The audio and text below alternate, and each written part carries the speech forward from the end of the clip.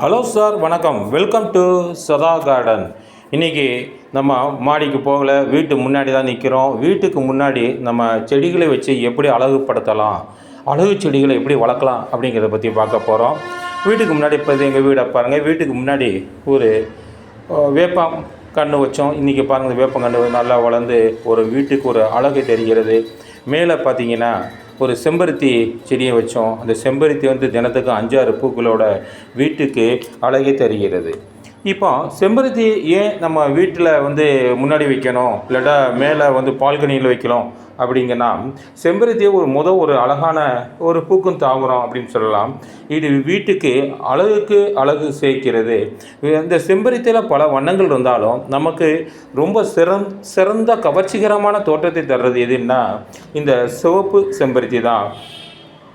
இந்த செம்பருத்தி செடியை நம்ம தேர்ந்தெடுக்கிற முக்கியமான காரணம், இதுக்கு அதிகளவு பராமரிப்பு தேவையில்லை. குறைந்தளவு பராமரிப்பு இருந்தாலும் போதும். எந்த வகையான வெப்பநிலையிலும் தாங்கி கொண்டு வளரக்கூடிய தன்மையுடையது இந்த செம்பருத்தி. இந்த பாருங்கள், பச்சை பசையே உள்ள அந்த இலைகளுக்கு மத்தியில் அந்த 5 பூக்கள் எப்படி தெரிகிறது பாருங்கள். என்ன பாரு, என் அழகை பாருங்கிறது கூப்பிட்ற மாதிரி இருக்கு இல்லையா? இப்போ கல்யாண வீட்டில் பார்த்தீங்கன்னா டெக்கரேஷனில் பல வகையில் இருக்குது. ஆனால் இப்போ எல்லாருமே விரும்புகிறது பூ டெக்கரேஷன் தான். அதுவும் சாதாரணமாக ஒரு குறைந்த பட்ஜெட்டில் போடும்போது பிளாஸ்டிக் பூ டெக்கரேஷன் பண்ணுவாங்க. அது ஒரு 10,000-12,000க்குள்ளே முடிஞ்சு போயிடும். ஆனால் ஒரிஜினல் பூ வச்சு டெக்கரேஷன் கேட்பாங்க சில மணமக்கள். அந்த ஒரிஜினல் பூ டெக்கரேஷனை இது மாதிரி கவர்ச்சிகரமாக இருக்கும், நேச்சுரலாக இருக்கும். அன்று மலர்ந்த பூக்களை வச்சு அழகு பண்ணுவாங்க. அது எப்படி 35,000-40,000 டெக்கரேஷன் செலவாகும். நம்ம வீட்டில் இது மாதிரி பண்ணுறதுனால அது ஒரு நாள் செலவு. நம்ம வீட்டில் இது மாதிரி செடியை வைக்கிறதுனால தினத்துக்கும் அது நம்ம வீட்டுக்கு அழகான டெக்கரேஷன் பூவை கொடுத்து நம்ம வீட்டை அழகுபடுத்த, இது பார்க்கும்போதே நமக்கு மனதுக்கு ஒரு மகிழ்ச்சியும் ஒரு குதூகலத்தையும் தரும். வீட்டுக்கு முன்னாடி செம்பருத்தியை வச்சு அழகு செய்கிறதுனால நமக்கு வீடும் அழகாகுது, செடியும் அழகாகுது. அது மட்டும் இல்லாமல் நம்ம மனதுக்கும் ஒரு இதமான சூழ்நிலை தருகிறது.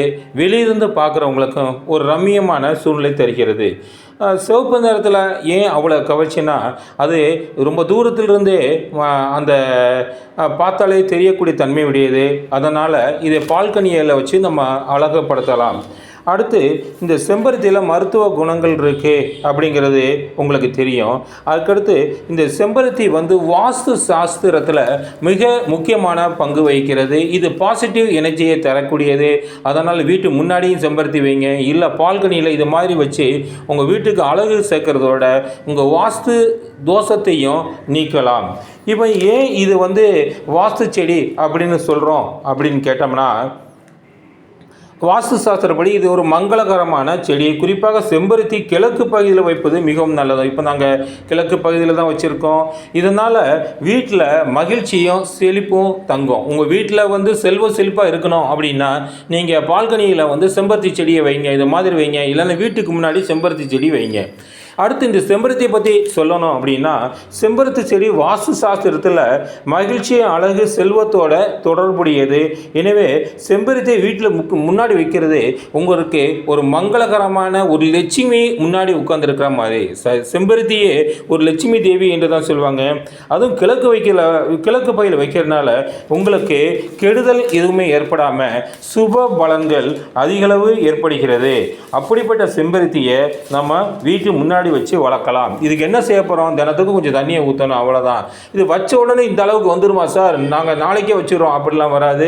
இது சின்ன கண்ணாக தான் இருக்கும். கொஞ்சம் கொஞ்சமாக வளர்ந்து ஒரு 6 மாதத்தில் இது மாதிரி வெளியே எட்டி பார்த்து அழகழகான பூக்களை தந்து எல்லாத்தையும் கவர்ந்தெழுக்கக்கூடிய தன்மை உடையது. செம்பருத்தி செடியை கிழக்கில் வைக்கிறதுனால நம்முடைய நிதி நெருக்கடிகள், பண பிரச்சனைகள் ஓயும்.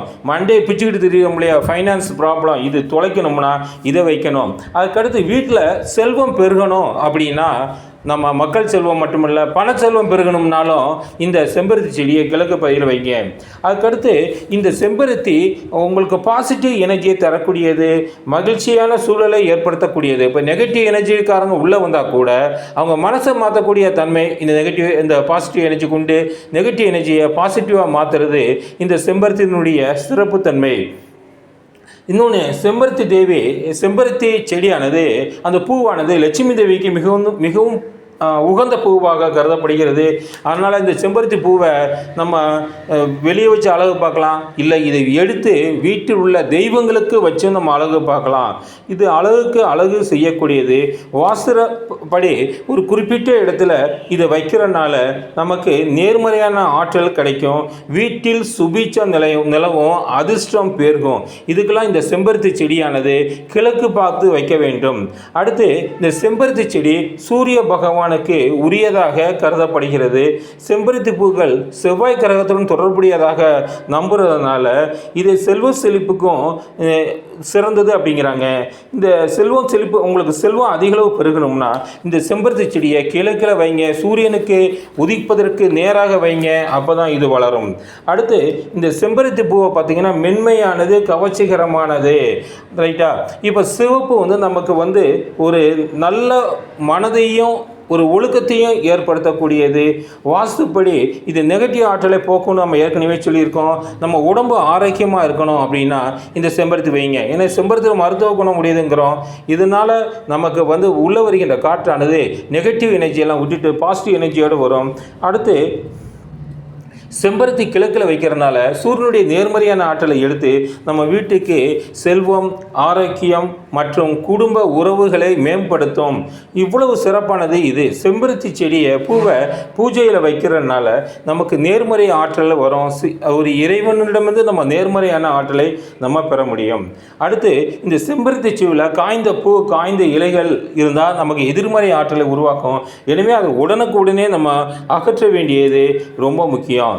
செம்பருத்தி செடியை வீட்டில் முன் வைப்பதும் பால்கனியில் வைப்பதும் செல்வத்தை அதிகரிக்கணும்னு நம்ம ஏற்கனவே பார்த்தோம். அது வாஸ்து சாஸ்திரப்படி இது நம்பப்படுகிறது.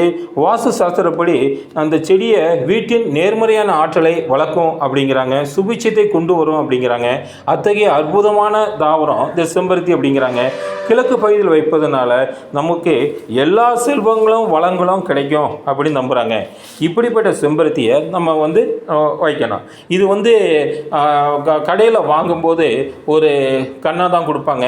அது வாங்கும்போது ஒரு கிளை உடைய கண்ணா இல்லாமல் 2-3 கிளைகளை உடையதாக வாங்குங்க. ஏன்னா ஒரு கிளை கெட்டு போச்சுன்னா கூட நம்ம மற்ற உள்ள 2-3 கிளையை வச்சு பண்ணலாம். இதை பூக்கள்லாம் பூத்து முதிஞ்ச பின்னாடி கவாத்து பண்ணி விடும்போது இன்னும் பெருசாக வளரும், இன்னும் கொத்து கொத்தான பூக்களை தரும். இந்த பூக்கள் மருத்துவ குணம் உடையது. இதை காய்ந்த பின்னாடி அதை எடுத்து நமக்கு என்ன பண்ணிக்கலாம் அப்படின்னா ஃபேஷியலுக்கு உபயோகிச்சுக்கலாம், இல்லை சீயக்காயில் போட்டு உபயோகிச்சுக்கலாம், இல்லை எண்ணெயில் போட்டு முடி வளர்கிறதுக்கு பயன்படுத்தலாம். இது மாதிரி பலது உண்டு. இன்னும் உங்களுக்கு சிறப்பாக சொல்லணும்னா அந்த செம்பருத்தி பூவை டீயில் போட்டு குடிப்பாங்க. செம்பருத்தி டீ அப்படின்னு குடிப்பாங்க. அதுவும் மிகவும் மருத்துவ குணம் நிறைந்தது. அந்த பிபி பிரச்சனை உள்ளவர்களுக்கு அது சரி செய்யும் அப்படின்னு நம்புகிறாங்க. இந்த செம்பருத்தி இலையில் மருத்துவ குணங்கள் இருக்கிறதுனால அதை நம்ம என்ன பண்ணலாம் அப்படின்னா எண்ணெய் காய்ச்சும் பொழுது பயன்படுத்தி நமக்கு ஹேர் ஆயில் தயாரிக்க பயன்படுத்துகிறாங்க. இப்படி அழகுக்கும் நம்ம உடல்நலத்துக்கும் வளர்க்கின்ற இந்த செம்பருத்தியை வீட்டுக்கு முன்னாடி வச்சு அழகு செய்வோம், நேர்மறையான எண்ணங்களை வளர்ப்போம். மாடியில் பால்கனியில் இந்த செம்பருத்தியை வச்சு அழகான பூத்துண்டத்தமாக உருவாக்கி இயற்கை அழகை நம்ம கூட்டுவோம். ஏன்னா ஒரு டெக்கரேஷன், ஒரு பால்கனி எலிவேஷன் அப்படிங்கும்போது நம்ம பல ஆயிரங்களை செலவழிக்கிறோம். 10,000, 20,000, 30,000 செலவழித்து பண்ணுறோம். ஆனால் சும்மா ஒரு சின்ன செடியை வாங்கி வைக்கிற மூலமாக அந்த செலவழிக்கிறத விட இந்த பூ நமக்கு அதிகளவு தரும். நீங்களே பாருங்கள், கண்ணாடி போட்டிருக்கோம், அதை ரேட்டு கூட தான். ஆனால் அதை விட அதுக்கு மேலே எட்டி பார்க்குற அந்த செடியினுடைய அழகை பாருங்கள், அதுதான் சிறந்தது. நம்மளும் வீட்டுக்கு முன்னாடி செம்பருத்தி பூவை வைப்போம், பால்கனியிலையும் செம்பருத்தி பூவை வச்சு நம்ம வளர்ப்போம். இதை வழங்கியது உங்களுடைய சதா கார்டன். இந்த சதா கார்டன் இந்த சேனல் உங்களுக்கு பிடிச்சிருந்தா, இந்த பதிவு உங்களுக்கு பிடிச்சிருந்தா எங்களுக்கு ஒரு லைக் பண்ணுங்கள், ஷேர் பண்ணுங்கள், சப்ஸ்கிரைப் பண்ணுங்கள். அதான் ரொம்ப முக்கியம். எங்கள் சதா கார்டனுக்கு ஆதரவு கொடுங்க. அடுத்தடுத்து நீங்கள் எங்களுக்கு கொடுக்குற ஆதரவுனால நாங்கள் மேன்மேலும் வளருவோம். நன்றி, வணக்கம்.